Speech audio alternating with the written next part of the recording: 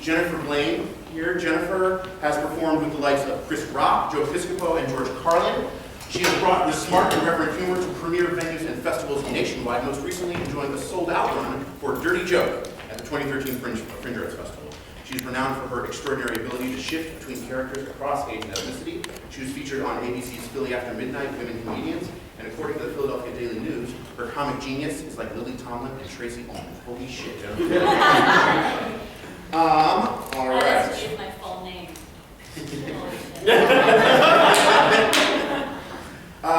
Thomas Shenake. Thomas Shenake is the co-founder and co-curator of Solo Fest, a Philadelphia-based DIY solo performance festival entering its 5th year this June. His solo work has been shown around the U.S. and Europe. Thomas Shenake, holy shit. R. Eric Thomas is a playwright and stand-up dramedian, currently developing his 3rd evening-length solo show for the Solo Festival. Thank you for being here. Holy shit. R. Eric Thomas, do I keep doing that? And last but not least, Alex Torra creates and often directs original devised work with 2 companies. He's a company member with Pig Iron Theater Company, and he's the co-founder and resident director of Team Sunshine Performance Corporation. His work, sorry? His work in solo performance has actually has been done mostly outside of these companies as a freelance director working with Mason Rosenthal, whom I'll also introduce in a moment, and Green Chair Dance, and as an educator. He just finished a semester teaching solo performance at Swarthmore. And after our discussion here, the final part of the evening, Alex and the performer Mason Rosenthal, whose biography I will read in just a moment, are going to be doing an open rehearsal of a piece they're currently working on. And Mason, so you know when he gets on stage, is an actor, creator, dancer, director, and teacher from Skokie, Illinois.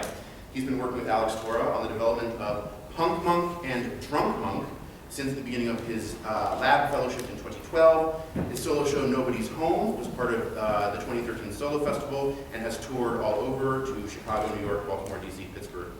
Holy shit. New Orleans. Holy fucking shit. All right, guys, so I have a couple starter questions and to kick things off, and if anyone out there has a burning question about making solo performance, collaborating with performers, or as a performer collaborating with directors on solo work, please interrupt me, because your question will probably be more interesting. But first off, for the directors, who identifies at all as a director of solo performance besides you? On occasion? Okay, great. So for the director and a half, is how you start at all different fundamentally, regardless of content, when you're working with a solo performer as opposed to when you're working on an ensemble piece, whether it's devised or a written play? Is there anything fundamental about solo work that is somehow makes it different, regardless of content, from all others? I mean, my quick answer is that no, generally no. I mean, I work in a device setting, so the starting place is always really quite broad. I think that maybe if there's a difference, the primary difference is when I was teaching solo performance, I posited to the students that all solo performance, no matter what it is, it was like, here's my theory that all solo performance is about the person who's standing in front of you on stage. And so I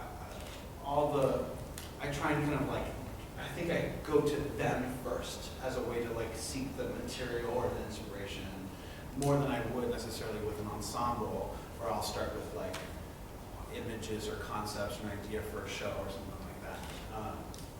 So I think it just the magnet is a little more pointed or attracted to the individual themselves. Yeah, my agreement of that is how incestuous it gets between performer and director is just that much more intense, because you are just, it is those two minds that are collaborating together. Just to bring the performers into this, what is a director for in your work? It's as simple as that. So the director that I'm working with now, I can't imagine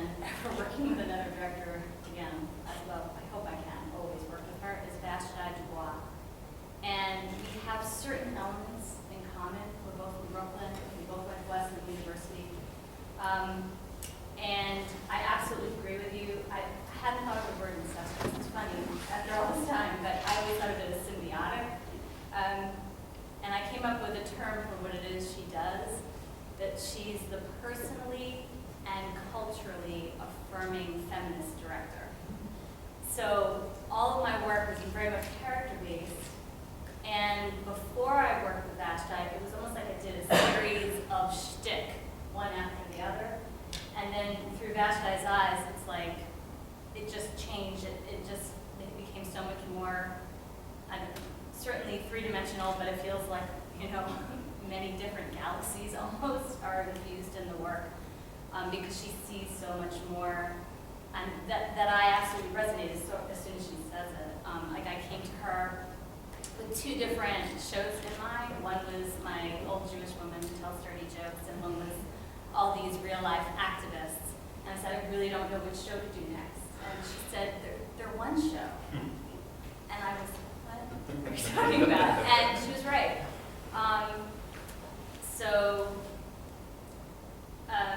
The other thing I was going to share about that is with one of the characters, it's Cindy Sheehan, who I'm not sure if you're familiar with, but her son was killed in the Iraq War, and she wasn't really satisfied with what George W. Bush had to say to her when she went for her grieving moment with him. And so she camped out in front of his house until he was going to come out and actually address her again personally, which he never did. And I had a really hard time with this character. And it wasn't until Vashti said, I was like, she's so awful. Like, it's like, I love her in some ways, but she's so difficult. She's such a grating voice. She's so difficult. And Vashti said, she's the most like you of all the characters. And then I was like, oh. And it helped me. Like, go there with her, and a lot more permission to not judge her somehow. I don't know. So she knows what to say to me, and have me enter into another realm. So that's how it's changed. I would say very similarly, like directors I've worked with have really helped to clarify and expand the vision of the pieces that I've created. Mostly because, I've got all the ideas, in the world, because obviously, and it's real, but I get so far up my own ass when creating anything that I can't see what's going on, and I know what I'm doing, I know what I'm intending. For me, the director is really like the eyes of the piece, and maybe it's any metaphor out of the mouth, but I don't know I don't know what it looks like, obviously, but I also don't quite know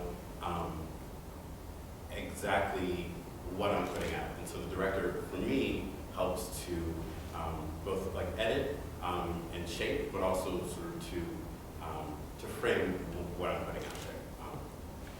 I've worked, I've done one show without a director at all, and I don't know that I still think it's the best work anyone's ever done. But I wouldn't do it again because it did feel very much like Stumble Around in the Dark. I didn't quite know. I didn't quite know until I got in front of an audience exactly what I was creating, and that's actually really terrifying and unwise. Yeah, it seems like the director performer / maker relationship, it's it's just two people, so it actually depends on the kind of people and the kind of artist that you have in the room. I sometimes feel like what I do with solo performers is my job is to give permission. It's a lot of I sense that you want to do this thing. I sense that you want to say this thing, and let's figure out how you say that, and let's make a space for that thing. And for me as a director, both as a director of plays with many people and plays with one person, I have a lot of opinions about things, and I want to get in there. Like I want to like make things with that person or with those people, and like, aggressively play. But I had to like recently, I taught a class of 6 solo performance students who were doing solo performance stuff, and I had to spend a lot of time being like controlling myself, like being like, I can't, my job here is to facilitate you, like groping in the dark and trying to figure out what you want to make. And I can only encourage and provoke. But when I get in the real room. Yeah, I feel I've had the problem of, most of my work is collaboratively made with my director. Depending on when I ask the director to take the lead on an idea, or if I'm asking the director to come in to manage my idea. And I've run into, at least once, occasion in particular, where I brought someone in and we kind of balanced that, and then didn't know who took the final into it, and realized, and in the end, I was like, ugh, I guess I was the one who asked you, so having to manage like, oh shit, I'm the one that really needed to put this together and didn't think I was, and realizing that like the balance of like, it's yours, not mine, in certain ways, and in which occasion you're asking, when you're asking a director to manage you, or when the director may be like an outside eye to something, so.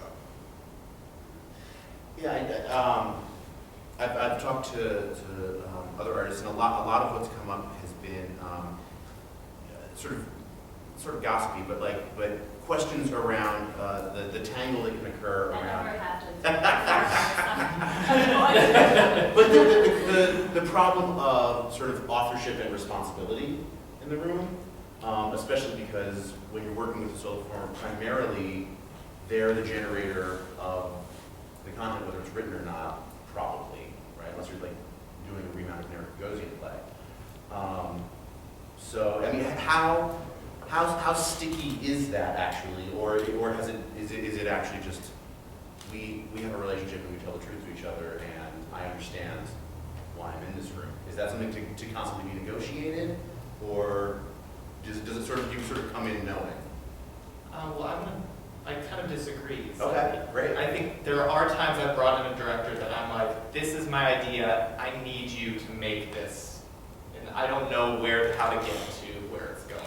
And they've literally been Becky Wright, who I've worked with numerous times, and she's my collaborator who I would like, you're the one, I'll always work for you, and you're the only name on my resume anymore as director. That I've asked her to be like, this is the idea, take me through this process. And she's also my collaborator in Applied Mechanics for a full group that is a full cast as well. And so it just does depend on the occasion of when you are the generator, which I have been as well, versus when I've asked the director to be the generator. How do you credit it? Is it by you or is it by the two of you? I feel we would talk that through of what that is. I feel Becky and I's relationships is so close that we're both very flexible on what that means. So I feel it's been like co-written and her as director, me as a performer. And then other times we've been like, oh, I don't want that credit. Being like, there's been a problem that she wasn't the lead artist on, that she was like, I don't even want to be considered director on that. Like, she was like an artistic assistant or something. I don't even remember what it was. But that's just the consideration. It's like, I didn't feel like a director on this project. So I also have a play that I'm still working on. I've been writing for years, called On the Inside. It's about a teaching artist coming in working with about 6 people in maximum security prison. And with that process, Vashti was directing it, and it was for a reading. And she gave so much feedback to me, but basically, and so it's hard to, I love this question because I really don't know what to say exactly except share that it's almost like she would give me feedback and I would write all kinds of things. I go by feel, and so I come back to her and she's like, that was interesting. And she said, then I said, well, the ending could be one of these things. She says, write them all, and then I show them all to her, and she's like, which one do you think is right? Which me, that question. And I'm like, I think it's right, you're the director. So, you know, through that process of her requiring me to try, something comes out at some point that's just beyond anything I would have thought. So usually on the page it says it's written by me. It always says it's written by me, but it's absolutely a collaborative writing experience and a conversation. And I meant to throw this in there before, but like so much of how things happen is we just share a lot personally. Like almost every rehearsal is like we just talk about life, and at some point we get to the work. You know, depending on when we need to be done with it. Yeah. You know? So that gets layered in there too. Well, how much is that personal relationship actually part of the working relationship in terms of developing the intimacy to do the work? Sorry, I don't mean to put it on top of No, please. I would say it depends upon how personal the work is, actually. Okay. Like I have done a piece that was like about my childhood, about my experience, and being a gay artist, and my collaborator was also a gay artist, so like that conversation being a part of it. But I've also worked on projects that are really abstract and movement based, and I'm like, this isn't a personal story, well, ultimately it is, but it's how that leads to the process of things. How much of it is interpersonal. Yeah, I mean, I would say the same thing. I mean, everything I do is about me, like it's personal, like it's literally about me, not just figuratively. And so it's really important for me to feel like there is that I can trust my collaborator, both like artistically, but also sort of like as someone who's going to hold my hand through this. And I'm often like I'm really surprised. I'm always surprised by how productive questions are for me, because I just end up like we just end up like rapid talking and sharing personal experiences, and I find that to be I always forget that works because I'm just sitting alone, at my computer, like typing out stories from my life or whatnot. But then to get into the room and then have a dialogue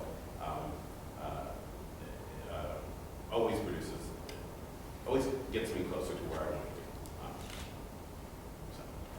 I think it's, for me, for my process when working with just one other person, like, it's weirdly has to become a friendship.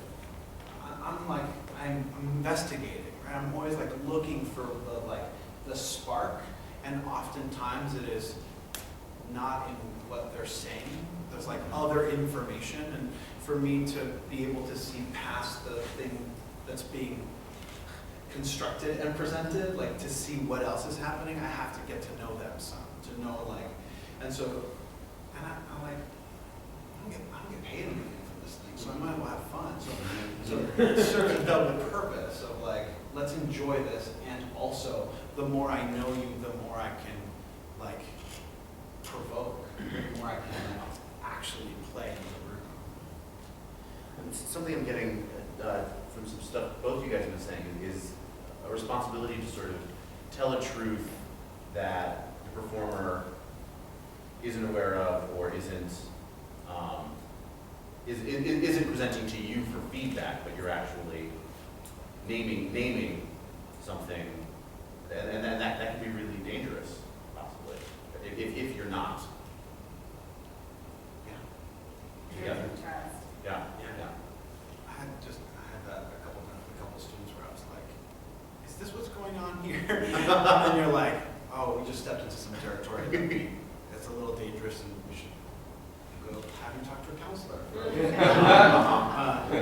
It's super dangerous, but like you're putting yourself up there. I think that especially young people don't quite know that like that can be a risk that you can take that could pay off. And for me, I'm like, there's juice there, there's no heat there.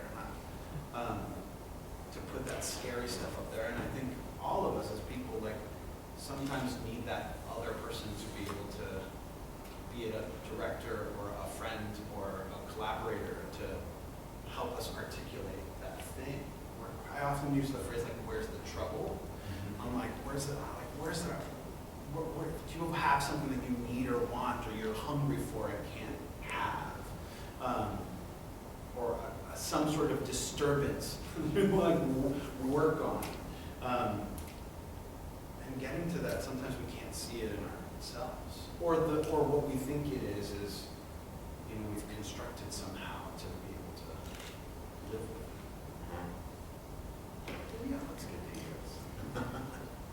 As a part of Solo Fest and managing and curating the different artists that are involved, they're definitely, every year a good percentage of them are self-producing for the first time and possibly making a solo show for the first time.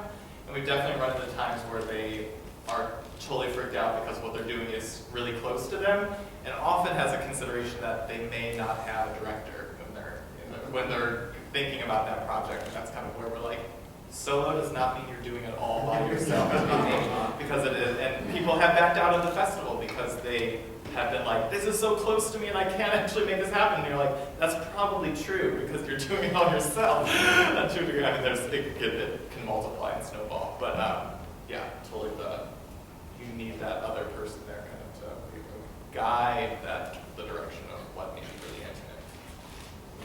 I also find it really productive when, and this has happened with both directors and dramaturgs, and sometimes together at once, when someone says to me, like, I'm not satisfied with what you're presenting me, like, not like the quality is not good or the content is not good, but like, you are not telling me what I want to hear, both as an audience member and as a collaborator.